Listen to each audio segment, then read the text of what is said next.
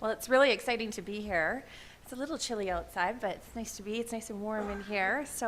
My name is Leanne Crochane. I'm one of the community investment group leads at Synovus Energy. I'm part of the community affairs department, and really excited and happy to be here today to present about a wonderful partnership that we have in play with the Grassland School Division, and also a little bit about Synovus, our community investment program, and to give you some information and some details about a great partnership that can happen. So thank you for having me.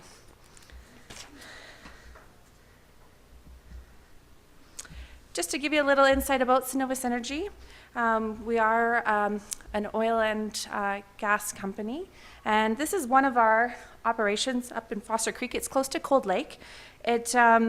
Foster Creek is Canada's first commercial SAGD operation. As you can see, it's not a mining operation. SAGD actually means steam-assisted gravity drainage. So they inject steam into the ground, and obviously the pressure brings up the oil in different manners and through the process. So people misinterpret it sometimes when you talk about oil sands operations. So this is a great picture of one of our operations. So, as I was saying, we're an energy company. We're committed to safely and responsibly unlocking energy resources from that the world needs. We have quite a few thousand people between contractors and employees that work for Synovus and are committed to strengthening and helping sustain the communities where we work and live. Improving environmental performance is always integral to our business, and we believe in technology and innovation. So as you can see, we're kind of all over, mostly Alberta and a little bit in Saskatchewan and Weyburn. And our big oil sands projects are up close to Lac La Biche and Cold Lake. Those are Christina and Foster Creek. We have quite a presence down in southern Alberta through the corridor, pretty much from Bassano down to Medicine Hat for some of our conventional assets, which is oil and gas assets. So we achieve significant reductions in land footprint, water use, and greenhouse gas emissions intensively, and we strive to get even better. So there's always that environmental piece that we're looking into, and we can always do a good job at being innovative and creative and making it a better operation. So that's part of our Synovus Energy's, at a glance, what our operations is about. You're probably wondering, why would an oil and gas and energy company participate in a symposium like this and sponsor and participate? Well, we truly believe giving back to our communities and making the future brighter.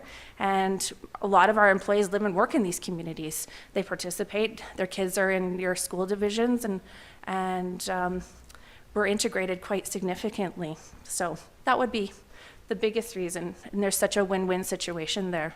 So that's why we support and engage ourselves in the rural communities. So, and to give you also a little background about myself, I spent a lot of time in my life when I was a little girl with my grandparents. Every summer I was on the farm. So I've extensively traveled into rural communities. I've farmed on communities, and now obviously I live in Calgary, but I definitely get the rural lifestyle and participate. And part of my job, I definitely travel through lots of different communities for investments and integrate into them. So this quote, we use this quote quite a bit, and I think it's such a great quote. And I'm going to read it. Great businesses create economies.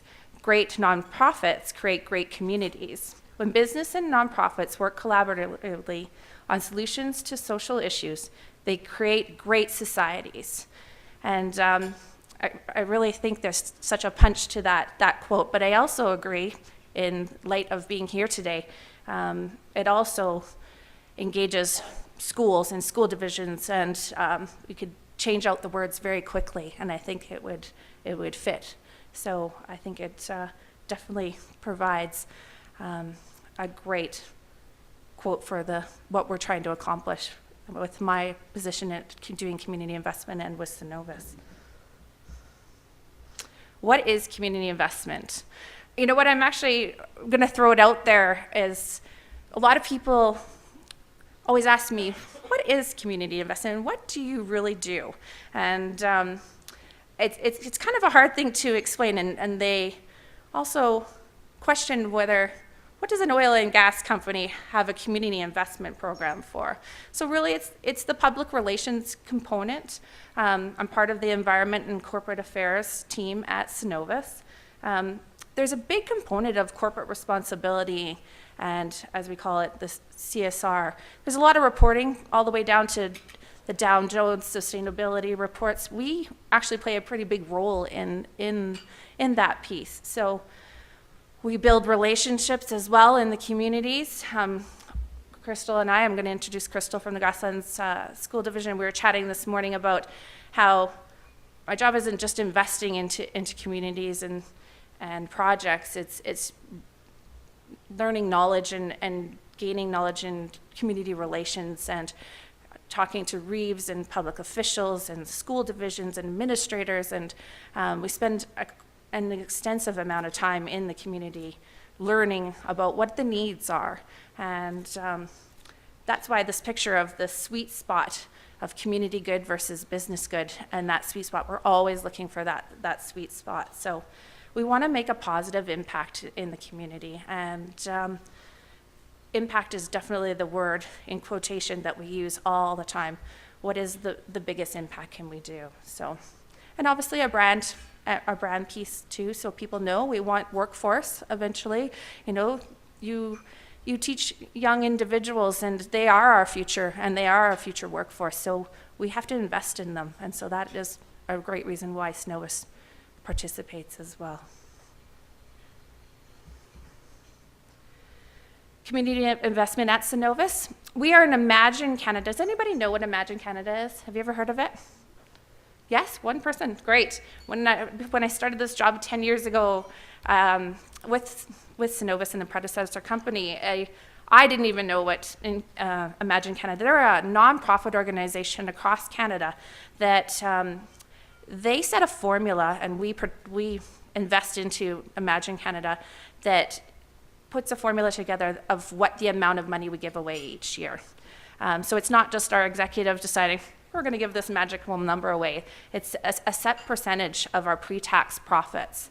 So it's setting a standard and being part of a caring company. So a lot of big corporations are part of Imagine Canada. So that's a really big, we try and stay in that Imagine Canada formula, so it's quite a significant amount that we would be giving back to communities. Our four core business or focus areas: safety and well-being, learning, what we're going to be talking about today, sustainable communities, another conversation that we're going to be having when I sit on the panel later on, and we also have a very large employee engagement program. So our approach obviously is to activate community investments, be partner-centric, which we're going to talk more about the partnerships, and build strong relationships in our communities. So, going into more detail about some of our pillars and focus areas, learning, improving students' likelihood to stay in school, increase graduation rates. I think that's what our whole goal is in many areas, and strengthening lifestyle skills, so those training skills to make sure that they're engaged into communities and to society as well. Safety and well-being, we definitely contribute quite significantly to that. In a lot of your rural communities that you live in, emergency services, there's a lot of volunteer. Majority of fire departments across Alberta are all volunteer fire departments. There's not very many that are paid, so we contribute quite significantly to emergency services because they're an essential need in the communities. So, and then empowering people, obviously, social services and healthcare. We want people to live healthier and safer lives. So, sustainable communities, environment. We were talking a little bit about our environment initiatives as being Synovus, but we definitely contribute a lot of funds to environmental initiatives and local traditions, all the way from rodeos to powwows to treaty days. There's many communities have many different festivals and so on that are really key to keeping the community together, so we engage in that. Capacity building falls into chambers, and Chamber of Commerce are obviously important business pieces in the community and to keep the community growing, and we invest obviously into that as well. Synovus K-12 programs, and I don't know if any of you know Rita Irvin. She sits as a colleague of mine and does all of our K-12 outreach programming, and you might have engaged and interacted with her. This is her portfolio, and one of the things that she really spends an immense amount of time in. Community investment will support Synovus's promise that we'll be a leader in supporting continuous learning through our offer of education programs to K-12 schools and motivate and engage students and teachers in our operating areas. So that's just a quote from our company and what our K-12 programs we really want to invest in. So we have over 30 partners, and relationships build with 140 plus key partners, the schools, and in our operating areas. Teacher and administrator professional development, such as this. That's why we would sponsor something as the Education Symposium. And obviously energy literacy, speaking engagements are becoming a key thing that we would invest in. There's a lot of variety. You'd be amazed on how many requests we get, all the way from arts, youth leadership, science, technology, playgrounds, capital builds, you name it. So we get quite a few. These are just some pictures of some great programming that we've invested in. The Alberta Ballet, and I think we're going to get into a couple of the different programs going into the schools. A lot of the rural schools would never see an actual ballerina and come in and expose them to a different cultural experience, and it's really interesting to see the kids' faces light up and the engagement of something different. So giving them those unique opportunities is definitely part of our K-12 outreach program. So some of the other pieces on here, pictures, are the Calgary Philharmonic, the cardboard boat races through skills, and reading programs, literacy programs. So there are many, many programs that we invest in. Connections, has anybody heard of Connections? No?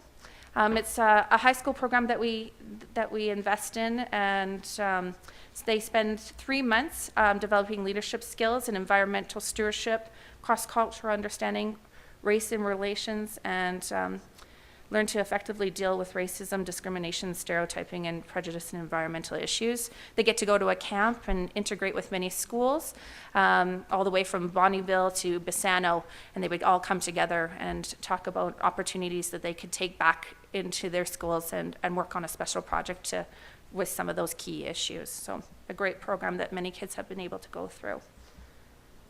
The Calgary Philharmonic, we've had a partnership with them for a really, really long time, and they're a quartet that travels through and gives the opportunity for these kids to touch musical instruments, listen to musicians that would play the violin, the cello, and so on. They get to compose their own poster, and the kids get to do that, and then they play it. They don't always sound the best, but they're really, really, really good. So they're very engaging and a great opportunity.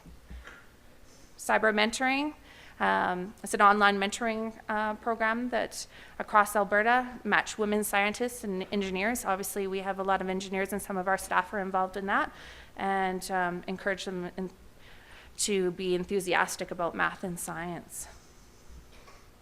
Tell Us World of Science, Science in Motion, hands-on, really integrated, interactive in the classrooms, and great community presentations and part of the curriculum, so which is wonderful.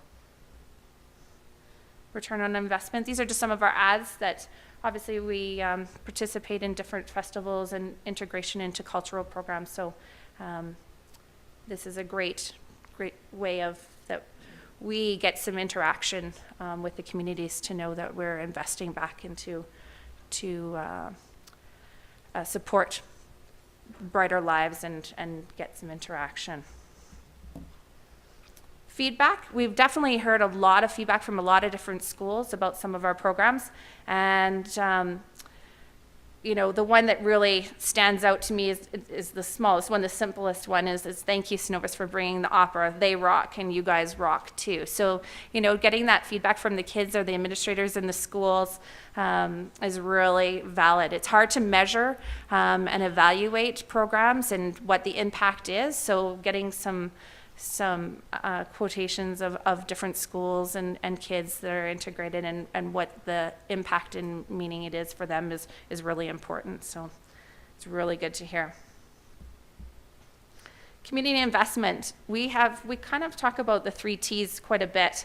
Our interaction, obviously there's very transactional, very philanthropic ways of giving back to communities and meeting basic goals. And the next would be building those relationships and that middle piece where we're looking to build into business objectives and connecting with our employees and obviously it's a win-win for both sides. The transformational partnerships is something that we're going to be talking about with Grassland School Division.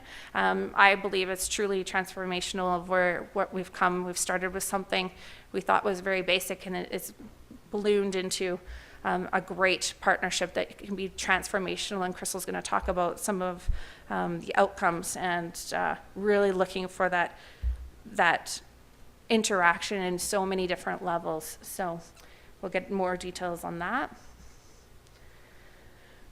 Our Grassland School Division partnership started off a couple years ago, actually. I was getting so many requests from the school division, all the way from playgrounds to home ec options to computer labs to literacy kits, and it just kept getting bigger and bigger and bigger. And finally I was like, we can't manage all of these, and how can we make the biggest impact with the amount of dollars, because I obviously couldn't fund them all at that time. And so I decided to go and meet with the school division and the superintendent at the time, and really wanted to find out and do an audit of what are the needs in the school and what do they really need funding for. Obviously, there were score clocks and different avenues, and every school has specific needs, but what can we do to be consistent? Because if you fund one school, then you hear from another school, and why did you fund that school over this school? So we get that from individuals, we get that from communities, we get that from every which way. So I wanted to make sure that we were doing the right thing and met with them. And so it was about a year and a half of going back and forth, and the superintendent going back to his principals and back to different people in the school division to really come up with a good significant list of all the needs that they needed throughout. And obviously the literacy kits were one of the biggest pieces.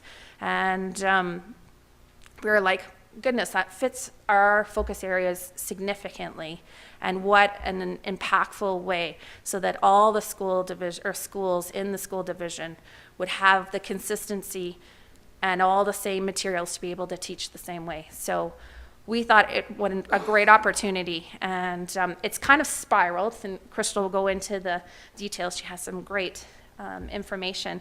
But we also, from being Synovus, we wanted to know what role do we play? We can give, obviously, funding, but what else? We're always looking for other engagements.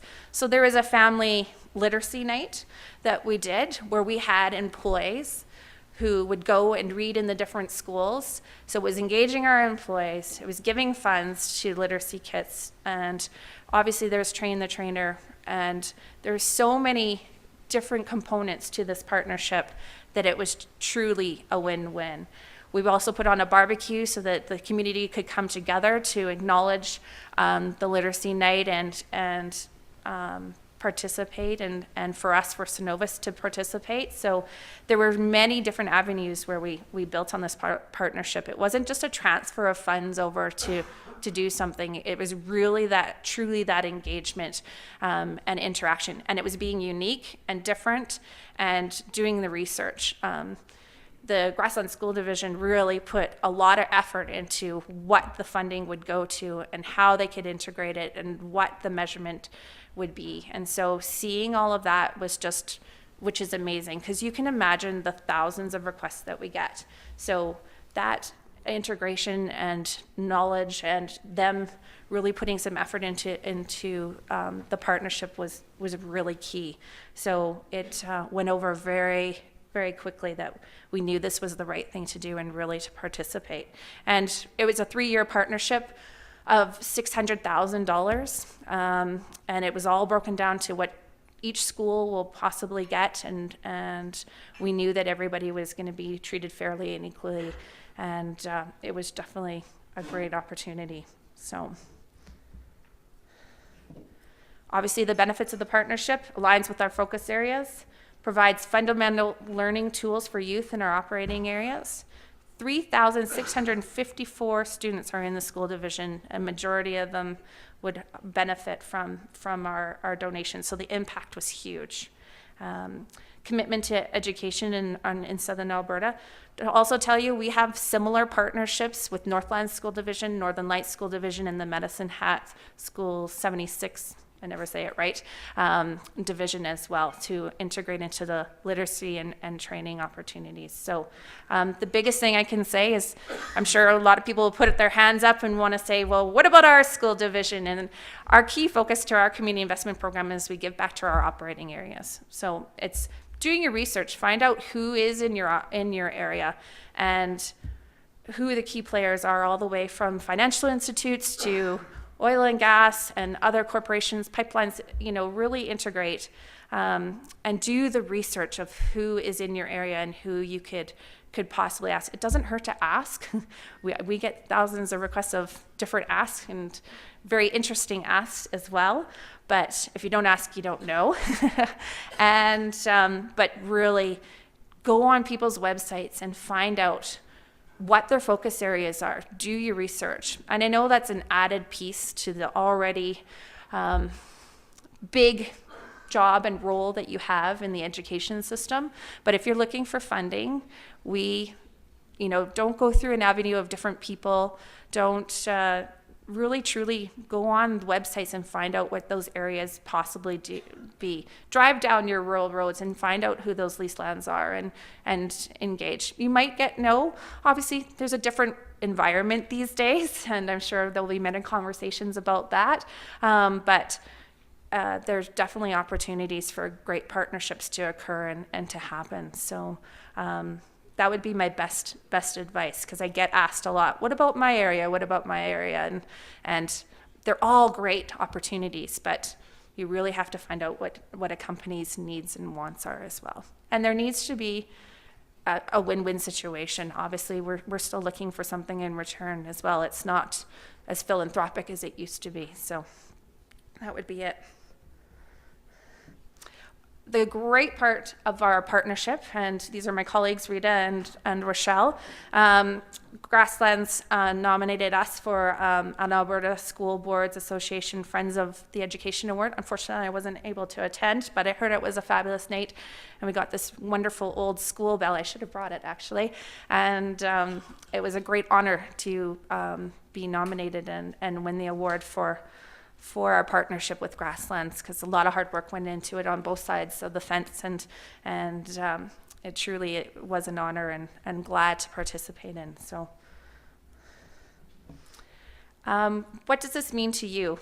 As I was just mentioning, understand what your needs are. Put together a good proposal of what you're looking for. Be unique, be different. People are looking for that.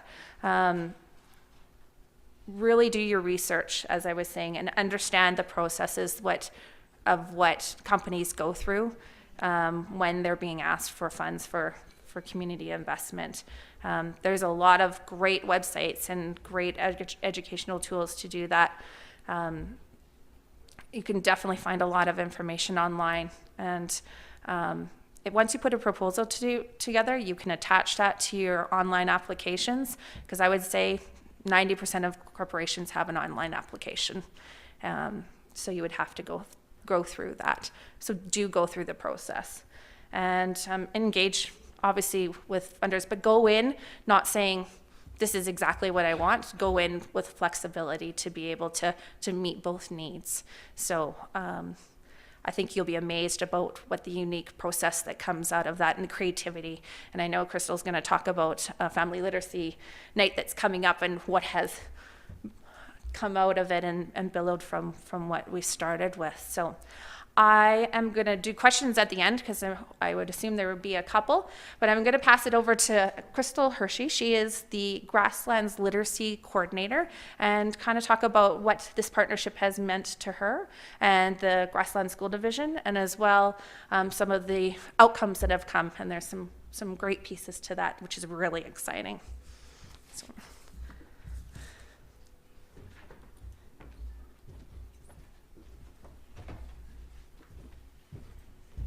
Thank you, Leanne. As you can imagine, it's been a wonderful partnership, especially from our side of things. Just to let you know, Grasslands is a small school division in southeastern Alberta. We are located, our main office is located in Brooks, and we reach the areas from south down to Rolling Hills, north to Gem, which is a small little 2-room school. And we have obviously a wide and very diverse group of students in our district, simply because we have Lakeside Packers, which is a meat packing plant, which provides a very different look at what our students look like within the city as compared to our rural schools. But as you can well imagine, literacy is one of those things where we knew we could make a direct impact, and we knew that if we tackled that topic, we could actually improve our high school completion rates. And so that's where we took this from. And some of the beautiful things that we've been able to do through this Synovus partnership is to create equality amongst our division. So quite often with books and literacy and language arts is that one area where we find that teachers will quite often pull out of their back pocket to supply the books that the kids are reading within their classrooms. So you might have a very generous teacher on one side, and then you might have somebody who's, and I don't bequeath them if they do not want to spend their own money, but the teacher who doesn't spend their own money to fund their classroom libraries on the other side. So what does that mean for the student? It's hit or miss depending on which classroom you go into within the same school. So how do we fix that? Well, funding. Funding is that tool that helps us to ensure that all students have the same access to good quality resources, that teachers, quite often when student teachers are coming out of universities, they're not all confident and comfortable teaching language arts. So how do you support them? How do you get that universal safety net underneath them? So one of the things that we wanted to do is we wanted to put together a proposal with Synovus to put in resources that could be found and could be built on in every single school, so that every school had the exact same amount of resources, regardless of whether you were in a 2-room school or whether you're in a large urban area school. I say urban, but Brooks urban. So we wanted to make sure that we could sort of build on this, and what the partnership with Synovus has done quite nicely for us is allow us to focus our energies on PD as opposed to resourcing.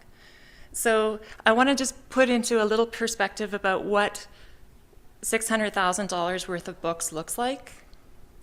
The last shipment that came in from the second round of funding was 13 pallets of boxes of books. It's 326.2 cubic feet of books. Disperse it out in a rural board like ours, and it becomes a big deal. Our teachers suddenly have excited students. And I need to share one little story with you. Before I came up here, when I was telling some of the teachers I was coming, I said, I'm going to present with Synovus about our literacy partnership. And they said, oh, you have to tell the story. And I said, well, what's the story? We have one school, a Pisano school, where we have a larger FNMI population. And one of the little boys in a classroom is being worked on an intervention program that's being funded through Synovus, that he has missed the bus 3 times. So he's coming in from the Siksika First Nation. The bus ride is about 45 minutes, and he missed the bus 3 times. Since he's been in this program, he's had Grandma drive him those 3 times when he missed the bus, because he did not want to miss that special class that he was a part of. So the impact is huge. It's having a great, very positive spin-off within our school division, and it's becoming something that is, like Leanne was saying, is growing leaps and bounds. So we started off in 2014 doing a family literacy fair. Synovus actually did quite a bit with us. They had one of their lead project managers who came to our family literacy event. And our family literacy event was, if you think of a trade show style of event, where we brought in every service provider in the entire community together who had anything to do with literacy from 0 to 99, brought them all together, and we said, okay, we're going to get together, we're going to celebrate family literacy, come and have a booth, have an interactive area. We had a main stage going on. We had one of the Synovus lead project managers come, sit on a stage very similar to something like this, sit down in a big chair, have a whole group of students in front of him, and he was reading as a celebrity guest reader to them. We also had some Synovus employees who took a hand in dishing out food and serving people in the lineup for the barbecue. We've also had offers to do the same thing again this year. So this year, our Family Literacy Night, which is taking place in May 7th during Education Week, which this year, Education Week also coincides with Mental Health Awareness Week. So we're tying in those 2 themes together because we know that reading and literacy, students who are literate, have a higher mental positiveness about them and less likely to go into some areas of mental health issues that we can see. So what we've done is we've tried to tie those 2 things together. So we have students, when they come into the building this year, are going to be making a wish for the world. Our theme is wishes for the world. So as soon as they enter into the building, they'll make their wish, they'll put it on a paper, they're going to hang the paper up on the tree and make a wishing tree. We're going to have a video challenge this year instead of a student photo contest. Last year we had Caught in the Act of Reading. The students submitted pictures of themselves reading all over the world. We had one student who happened to go on vacation, went down to Yellowstone National Park and have a great picture he submitted of himself with, the blows going on behind him and things like that. So this year, instead of a student photo contest, what we're doing is we're having a video challenge. So we're sending out a challenge to all the students in our district and parents and family members, and probably we're going to send this up to Synovus as well to challenge them to record their wish for the world. What would be your one wish for the world? Ours, of course, especially mine, is to be literate. I think every single child in our whole universe deserves to be literate. If we expect them to be successful people, we expect them to be literate. We need that expectation. We have to hold that as a very high expectation. So the things that we've been doing with Synovus and that Synovus partnership has enabled us to do within our division have been absolutely phenomenal. So we thank you very much for this.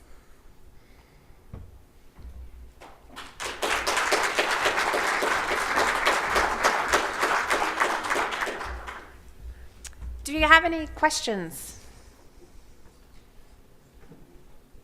No. And, oh, sure.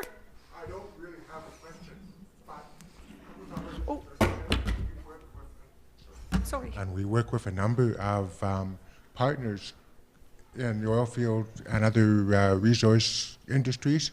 We don't work with Synovus, but I am so pleased with the community stewardship that you're assisting with, because we know as a series of rural organizations that we're only as strong as the relationships and the networks that we can make. So thank you very much. Oh, thank you.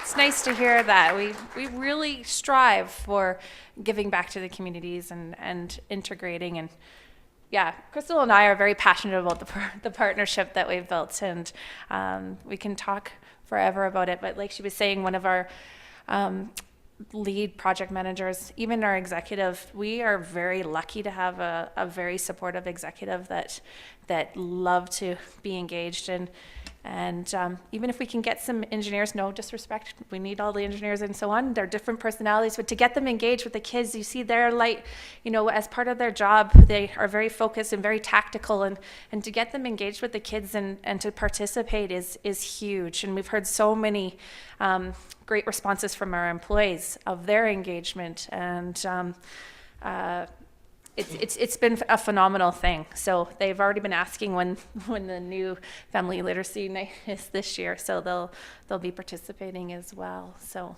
anyway, any questions about community investment or the actual process or anything like that?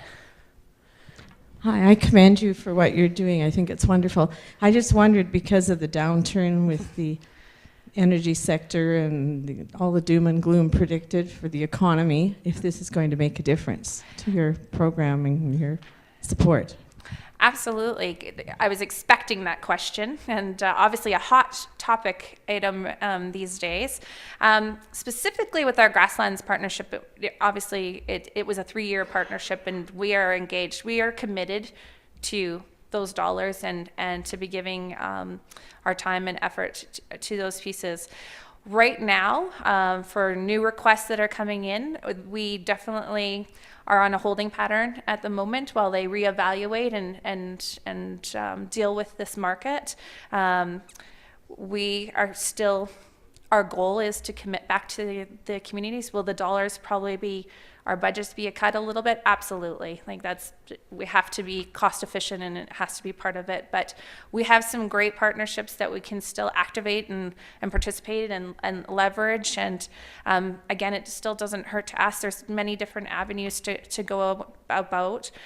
We have a great employee program, and that includes a volunteer program where we give volunteer grants when our employees participate in volunteer activities, so that we look at different avenues. That program is still very viable and useful, as well as matching gifts. We match all of our employees' donations to organizations. So to answer your question, we're in a bit of a holding pattern. We don't know what it's going to look like in a couple of months and so on, but we are very committed to giving back to our communities at this time. This is a cycle. We've been through the different cycles. People say it's different, it's unique, but in 2008 it was a similar kind of piece, and a couple of years before that as well. So hopefully things will change and upfront, but we still are planning to participate, and our executive still want to participate into our communities, so we're committed. So thanks for this presentation. This is really enlightening, and thanks for being a sponsor for the symposium. I don't know if you can answer this question, but our organization is very interested in the whole aspect of community engagement. So you were talking about employees living and working in these rural communities. So I'm assuming that some of the people that you employ in the rural communities have always lived there, but others would have been parachuted in, perhaps. And I'm wondering if Synovus has looked at sort of the impact on the community itself with the injection of Synovus employees volunteering and participating in that small rural community, and how that, you probably can't answer this, but how that might translate into greater community involvement in the schools in which you're operating. Great question. I think I'll split it into two. Our conventional assets, especially specifically Southern Alberta, majority of those people live and work there. For our camps, up in our oil sands operations up north, a lot of them are transported in. But our camps are so secluded from a community that there's not that, and usually they come in and then they're on shift, right? So we do really like to engage our employees as much as we can. That's why we have a very high level Dollars for Doers program.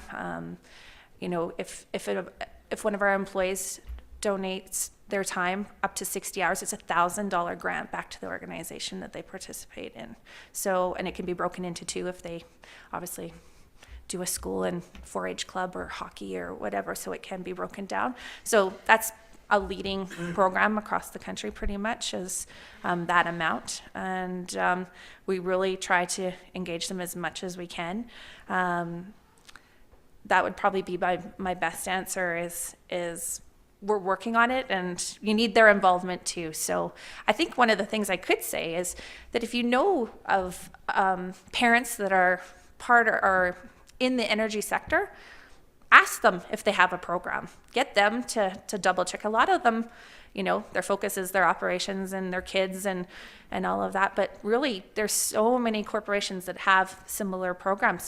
So ask them to be involved or to check. Because a lot of them are like, oh, aha, we still have that. We try to do a traveling roadshow every year to go to all our safety meetings and all our different operational spots and educate our staff more and more. And that program has doubled and leaped and bound. So it definitely is one of our key things that we focus on.